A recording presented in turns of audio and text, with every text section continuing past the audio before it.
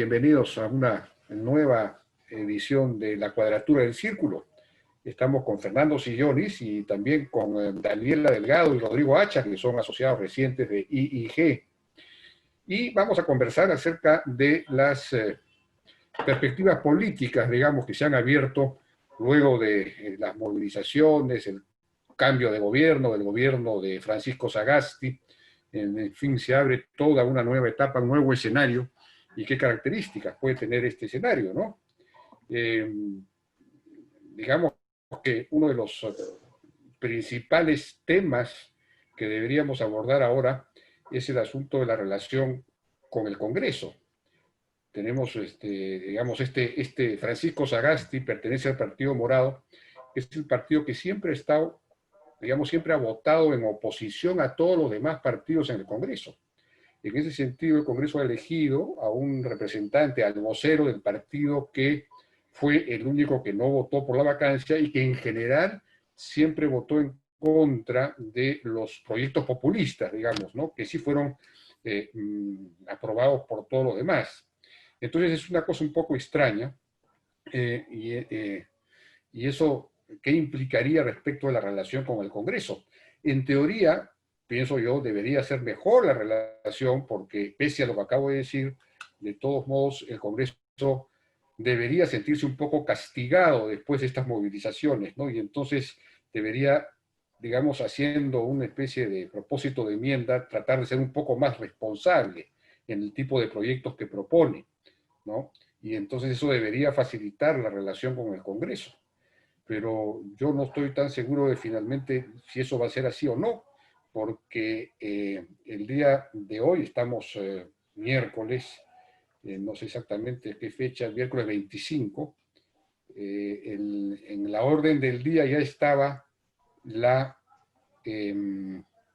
derogatoria de dos decretos de urgencia muy importantes que había aprobado el gobierno de Vizcarra, para tapar contingencias fiscales. Uno era sobre que ordenaba el proceso de negociaciones colectivas en el Estado, porque esas negociaciones colectivas se han convertido en, digamos, en una potencial bomba de tiempo fiscal, ¿no? Porque producen los laudos que resultan de esas negociaciones, producen unos aumentos, digamos, y unos beneficios que no están previstos en el presupuesto de la República, ¿no? Y entonces la idea era, digamos, ordenar ese tema, y también otro decreto de urgencia que, digamos, de alguna manera ponía límite a la reposición que hacía el Poder Judicial de los CAS que ya acababan, los trabajadores CAS que acababan su contrato, que iban al Poder Judicial a reclamar estabilidad absoluta, y el Poder Judicial les daba estabilidad,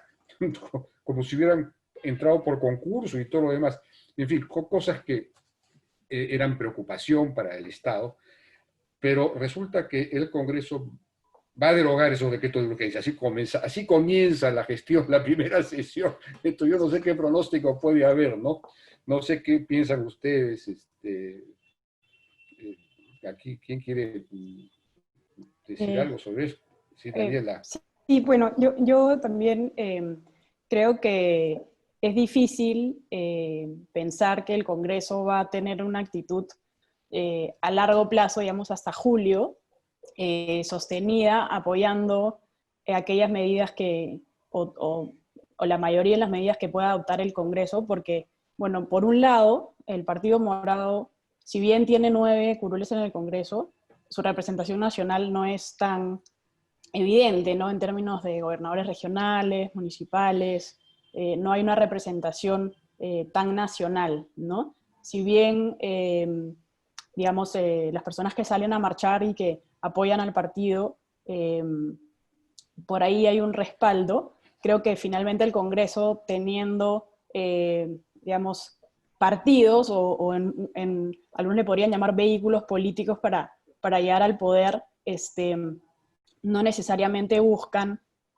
o tienen, digamos, ideologías, o tienen visiones comunes, ¿no? De país y de progreso, sino más bien, como hemos visto en este Congreso, hay intereses particulares. Entonces creo que va a ser difícil para el Ejecutivo torear esa realidad, ¿no? O generar negociación, consensos, con una realidad tan complicada políticamente, y llegar a buenos puertos productivos y pensando en el país, ¿no? Pensando en el mediano plazo, en el largo plazo. Creo que hay una visión, o digamos, ni siquiera visión, sino hay un cortoplacismo probablemente en este Congreso que va a generar como algunas trampas o, bueno, trampas o, digamos, dificultades para el Ejecutivo.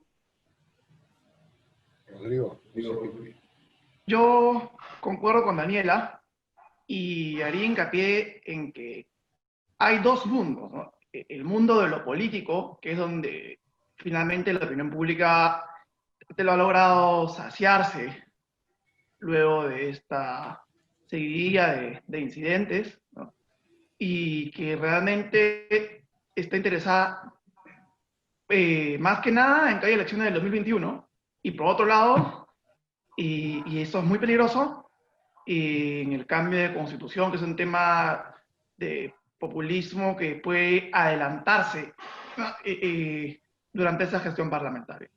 Y en la otra mano tenemos el día a día del Congreso, que es sobre el que tú comenzaste hablando, Jaime, y es lo que ya estaba en la agenda, y es lo que creo yo van a querer terminar de hacer, ¿no? Estos agentes de élites relacionadas muchas veces tanto a la informalidad, ¿no? Como simplemente a baja calidad de servicios, burocracia, etcétera, clientelismo en general. Entonces, es el mismo Congreso, no olvidemos, y ahí de nuestra lucha creo que Sagasti tiene un reto muy importante en esta microadministración, más que en el lado político hacia el 2021. ¿No? Su único gran reto político es apagar el incendio respecto a estos ánimos de transformación radical a través de un cambio de constitución, mientras que en la microadministración creo que tiene bastante por hacer observando y en todo lo que se pueda en conjunto con su gabinete, ¿no? Y esperemos pues que incluso tal vez se pueda sacar algo de las mismas comisiones, si es que se puede sacar algo, ¿no? Yo no esperaría mucho de las comisiones, la verdad, pero subiendo, pues que los controles se activen hasta donde se pueda y más bien no se termine de manchar esto, no se le puede llamar triunfo, ¿no? Pero por lo menos esta salvedad a todo lo malo que haya podido pasar, que es que la democracia pendió de un hilo que no se rompió, ¿no? Y entonces veamos cómo siguen las cosas y cuánto se logra detener hacia adelante. De acuerdo, vamos a ver, Fernando. Sí. Bueno, comparto, pues, esperar, digamos, sensatez, proactividad del Congreso, yo creo que es utópico, ¿no? Y básicamente por el tema corrupción, el tema moral, ¿no? Cuando tú tienes a la mafia de las universidades queriéndose tirar a la SUNEDU, y cuando tú escuchas al presidente Sagasti reforzar a la SUNEDU, no hay nada que discutir, ¿no? Uno quiere hundir a la SUNEDU, el otro quiere reforzar a la SUNEDU, ¿no? Y dado que lo moral está detrás de eso, no hay nada, no hay forma de diálogo, ¿no? Entonces yo también pienso que esperar un cambio de este mismo Congreso fallido, igual o peor que el anterior, es mucho pedir, ¿no? Sin embargo, en aras de la gobernabilidad, yo tengo una propuesta pues media que puede parecer irresponsable, ¿no? Es gobernar con lo que hay, ¿no? Y yo creo que es un milagro de Dios que tengamos la Constitución que tenemos y, mal que bien, muchas normas que tenemos, ¿no? Por ejemplo, la ley de promoción agraria, incluso la ley minera, ¿no? No me digan que fue el Congreso el que se tiró Tía María, ¿no? Fue la pusilanimidad, la debilidad del presidente Vizcarra lo que se tiró Tía María, ¿no? Entonces, yo sí creo que un ejecutivo con un Congreso mediocre, esa es la situación, puede simplificar trámites, puede con un liderazgo, digamos, medianamente inteligente, sacar adelante proyectos de inversión importantes, ¿no? Y cosas por el estilo. Entonces, yo esperaría eso del Ejecutivo. Corregir al Congreso, imposible, es mucho pedir. Yo sí creo que se han metido mafiosos y ahí está la corrupción. Por supuesto, hay buenos congresistas, como siempre, pero la mafia va a estar ahí, digamos, confrontacional. Ahora, a diferencia de Vizcarra, la confrontación va a venir del Congreso hacia el Ejecutivo. Estoy seguro que así va a ser, no del Ejecutivo al Congreso, que fue la figura de Vizcarra.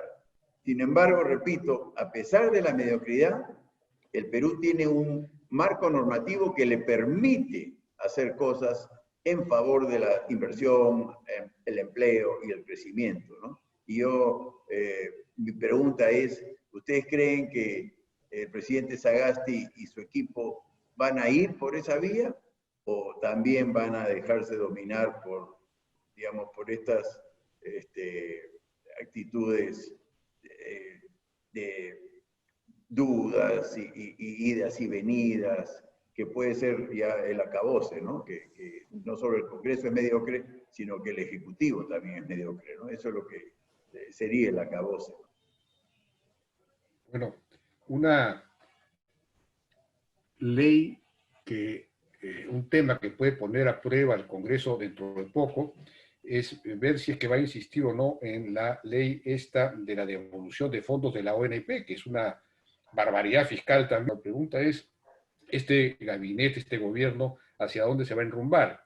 Es un gabinete en general de centro izquierda, digámoslo así, con un buen ministro de Economía, que es Waldo Mendoza, que es muy claro en los temas fiscales. Suponemos que es una garantía desde el punto de vista de poner un tope, un tapón al Congreso en todos sus proyectos populistas. Pero no sé si va a tener la misma vitalidad, la misma proactividad para promover la producción, la inversión, ¿no es cierto? Y eso es fundamental. El ministro de Energía y Minas es bueno en eso. Jaime Galvez me parece que es una buena decisión. El ministro de Trabajo fue el que diseñó esta ley para subsidiar las planillas de los que ganan hasta 2.400 soles durante 6 meses para estimular la contratación, pero no ha flexibilizado la contratación formal. Y me parece dudoso que este gobierno de transición flexibilice la contratación formal, que es lo que se requiere para que la gente sin costo fiscal alguno, las empresas puedan contratar, ¿no? Por ejemplo, con contratos a plazo fijo sin necesidad de justificar causa objetiva y cosas de ese tipo. En fin, vamos a ver hacia dónde se orienta, ¿no? El gobierno en este punto. Yo creo que otro tema fundamental va a ser la pandemia, ¿no? Cómo, si es que van, digamos, si aparecen rebrotes, hay que impedir que esos rebrotes se conviertan en una ola, en una segunda ola, ¿no? Para eso hay que hacer lo que no hizo el gobierno anterior, pero del gobierno anterior tenemos a la misma ministra de Salud. Entonces, ¿va a cambiar realmente la estrategia para enfrentar el problema? Esa es una pregunta, ¿no? No sé. Daniela. Bueno, sobre el tema económico, de verdad creo que espero que el gobierno pueda, al menos las cosas que se ha comprometido en el discurso del presidente, que va a impulsar, que pueda lograrlo, ¿no? En estos 6 meses. Creo que es difícil también de nuevo entrar esta curva que van a tener los ministros de empezar a mover los ministerios, y además lidiar con el Congreso, que quizás, bueno, no sé hasta qué medida algunos partidos que tienen mayor número de congresistas que el Partido Morado van a apoyar ciertas decisiones versus qué negociaciones podrán generarse ahí. Creo que es complicado. Yo más bien estoy pensando ya más en también las elecciones que se vienen, ¿no? Y qué propuestas también se podrán tener ahí para para que, digamos, no se genere un Congreso y una relación tan difícil entre el Congreso y el Ejecutivo, ¿no? Entonces creo que ese tema, digamos, hay una correlación muy importante entre la democracia y el desarrollo económico de un país, ¿no? Entonces, creo que sí, o sea, digamos, es importante concentrarnos en la parte económica, pero creo que fortalecer las instituciones democráticas, como por ejemplo incluso el Parlamento, ¿no? El Poder Judicial, sin esas bases como sólidas es difícil atraer la inversión, ¿no? Ahora, el próximo gobierno va a tener que, el presidente que salga electo va a tener que formar una gran coalición, si no, no va a poder gobernar, porque va a tener un parlamento fragmentado y todo. Pero el tema, digamos, después de las movilizaciones, antes ya que nos gane el tiempo, es un tema importante, se ha instalado en la agenda nacional como resultado de las movilizaciones el tema de una nueva constitución o de una asamblea constituyente. Y algo que era una bandera, digamos, exclusiva de la izquierda, de alguna manera se ha extendido, ¿no? Hay gente, hay muchos jóvenes de los que han marchado, que no son necesariamente de izquierda, y consideran que la constitución, una nueva constitución, es una especie de refundación simbólica de la república o algo así. Digamos, de alguna manera la constitución es un símbolo de lo malo que hay en la política, de lo malo que ha venido ocurriendo en el país, y por lo tanto se necesita una nueva constitución que con una especie de talismán mágico limpie todo y comencemos de nuevo. Esa es un poco la idea que me parece percibir en algunos sectores, ¿no? Pero es claro, eso no se va a poder, digamos, concretar. Están pidiendo que haya un referéndum el día mismo de las elecciones. Creo que eso es imposible, pero ya he visto al candidato morado, ¿cómo es que se llama? Julio Guzmán, decir que si él llega al poder, en un año va a convocar un referéndum. En fin, de alguna manera eso se ha instalado. ¿Cómo ven ese tema? ¿Esto es una demanda real? ¿Realmente es una cosa que va a tomar cuerpo o no? Rodrigo. A mí me preocupa y la falta de identificación de los problemas reales y los mecanismos para resolverlos. La corrupción definitivamente no es un asunto que se va a resolver con una nueva constitución, ¿no? La actual tenemos, para empezar, no hay un hilo conductor entre la Constitución de 93 y el hecho de que se pueda o no se pueda procesar por corrupción a los políticos. Claro, ¿no? Y como sea, con lo que ya tenemos, fuera de eso, ya hay 5 presidentes procesados, alcaldes, gobernadores, etc. Entonces, por ahí no va el asunto. Y lo que preocupa aquí es que, de manera subrepticia, se quiera introducir cambios al capítulo económico en la Constitución. Y eso es volver al pasado y a los terribles errores que ya hemos tenido en la historia del país.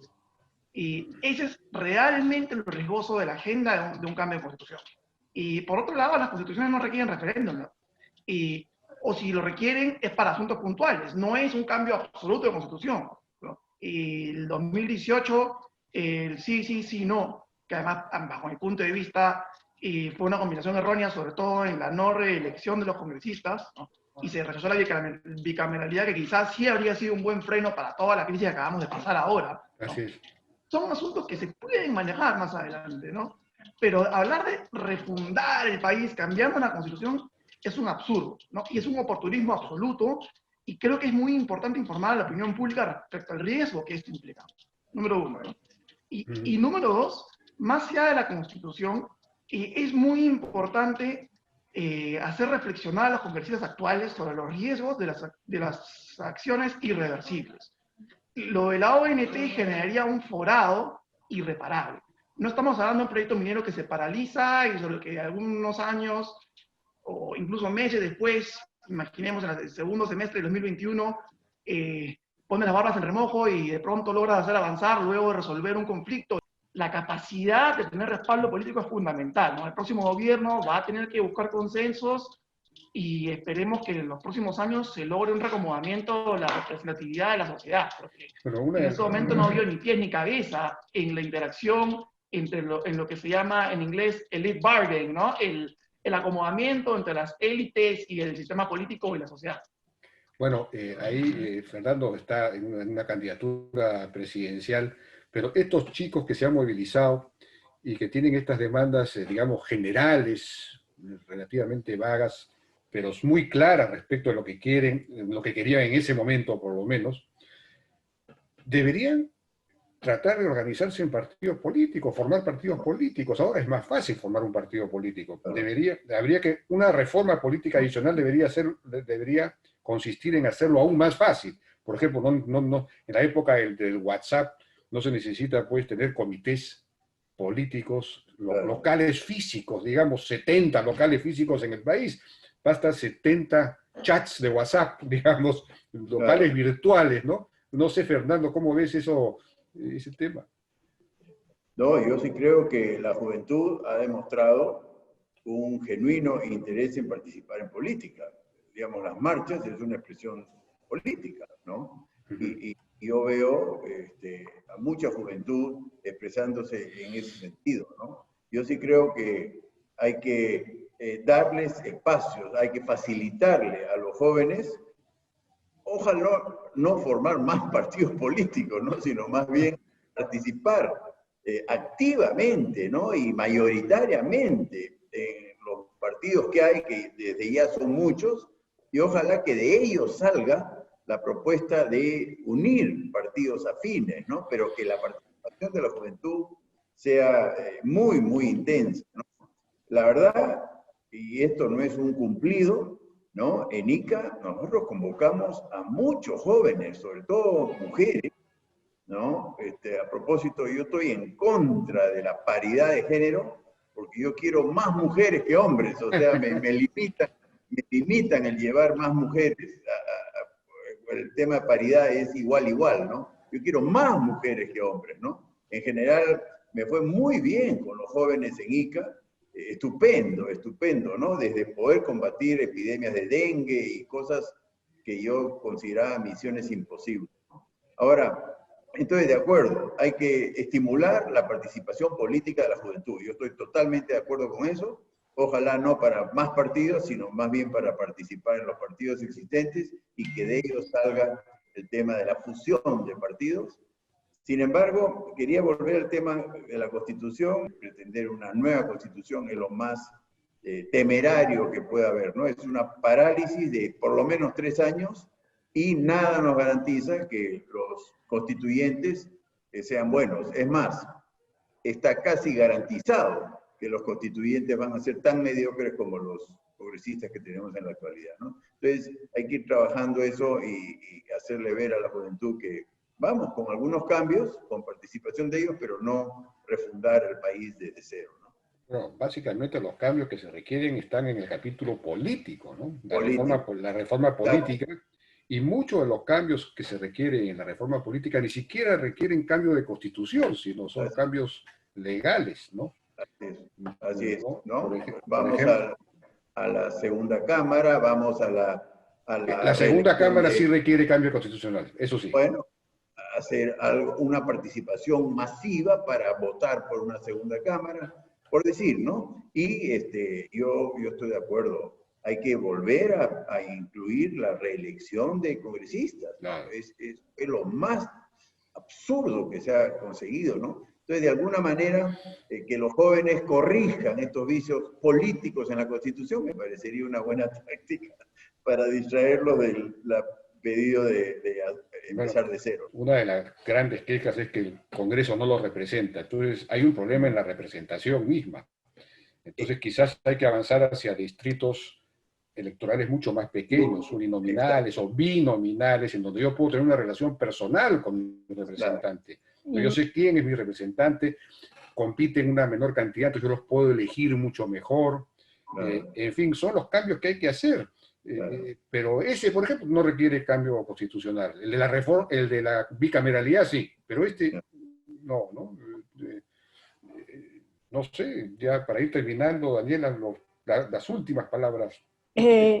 Sí, bueno, sobre lo último que mencionabas, Jaime, creo que pensando en el tema de la representatividad, claro, justamente es que por ahí surge el populismo, ¿no? Digamos, a falta de representatividad de interlocutores que puedan llevar estas demandas a la política, igual creo que ya incluso muchos congresistas o políticos que se mueven por redes sociales, digamos, de hecho las marchas han surgido a través de las redes, ya no es necesario incluso esta idea de yo tengo un presupuesto para moverme a mi región constantemente, sino que básicamente debería ser que los políticos tengan sus redes y por ahí sean fiscalizados por, o super monitoreados por sus electores, ¿no? Y sobre la Constitución, creo que también este tema de refundar la política y la economía y la sociedad no debería, es muy peligroso. El Perú ha tenido 12 constituciones, 4 de ellas en el siglo XX. Digamos, hemos tenido 32 presidentes en 20 periodos presidenciales. Creo que es un conjunto de esta democracia como que no cuaja, ¿no? Y que finalmente lo único que traería es más inestabilidad, ¿no? Creo que tampoco es, como decían, el santo grial ni nada, y las cosas se van a solucionar teniendo instituciones fuertes, con gestión eficiente y con personas que puedan, digamos, trabajar adecuadamente en las instituciones, ¿no? Bueno, esta nueva generación que se ha movilizado es una generación que tiene otros valores, unos se llamó postmaterialistas, no son los mismos valores pues, de la generación de los 80, 90, donde el gran problema era la sobrevivencia, había que conseguir empleo, habría que sobrevivir frente a Sendero Luminoso, sí. Había que sobrevivir. Ahora eso está garantizado. ¿Por qué? Por la Constitución del 93. Entonces, esta nueva generación que se ha movilizado es hija de la Constitución, digamos, de la bonanza generada por la Constitución del 93. Son hijos de la bonanza. Y entonces es curioso que algunos de ellos empiecen a reclamar la muerte del padre, digamos, o de la madre. Cuando, ¿no? Eso sería, pues, bueno, ya... ya nos ha ganado en realidad el tiempo. Yo no sé, Rodrigo, para terminar 30 segundos, a ver si puedes cerrar. Por supuesto. Y siendo positivos, ¿no? Y dentro de todo, hay que agradecer a los congresistas por el respaldo finalmente al presidente Sagasti, ¿no? De todo, y sobre todo hay que hacer una invocación a largo plazo, al país como proyecto, ¿no? Y mirar de 2021 hacia adelante y en pensar en el impacto de largo plazo, de vuelta a las acciones. No van a poder ser reelegidos, hay que pensar cómo vas a ser recordado hacia adelante, qué es lo más delicado, qué caminos hay para solucionar los problemas y qué cosas van a suceder si es que las soluciones que se cree son convenientes son aplicadas, ¿no? Como el caso que ya acabamos de discutir, ¿no? Y entonces, en resumidas cuentas, mirar adelante y trabajar todos juntos para el bien del país, ¿no? Y no pensar y no ceder ante intereses propios, que muchas veces tratan de convencernos, muchas veces a los indecisos o los desinformados, y le presentan asuntos que resultan muy atractivos. Hay que tener mucho cuidado con eso. Bien, ya no sé, Fernando, si tú una palabrita para cerrar. Está la juventud, hay que confiar en la juventud. Me encanta el talento, la energía, así que hay que hacerles caso, hay que trabajar con los jóvenes. Y si son mujeres, mejor todavía. Eso es un poco discriminatorio, me parece. Totalmente. Bueno, muchísimas gracias a nuestros invitados. Bueno, gracias. Todos miembros ahora de IG en esta nueva versión de La Cuadratura del Círculo. Será hasta otra oportunidad. Gracias, adiós. Chao.